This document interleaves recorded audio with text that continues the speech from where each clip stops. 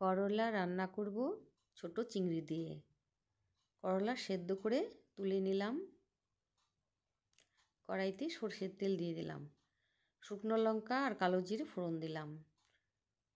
সেদ্ধ করে রাখা করলা নুন দিয়ে ভেজে নেব। ভাজা হয়ে গেছে, লঙ্কা বাটা দিয়ে দিলাম, হলুদ গুঁড়ো, কষিয়ে নেব।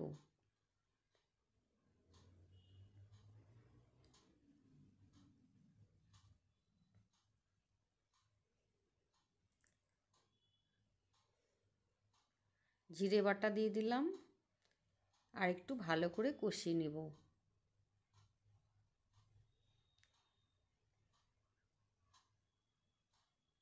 কষানো হয়ে গেছে, ভেজে রাখা চিংড়ি দিয়ে দিলাম আর একটু নেড়ে নিচ্ছি।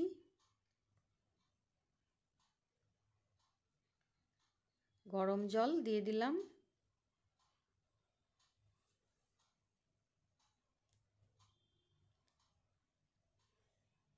আর একটু সেদ্ধ করে নেব।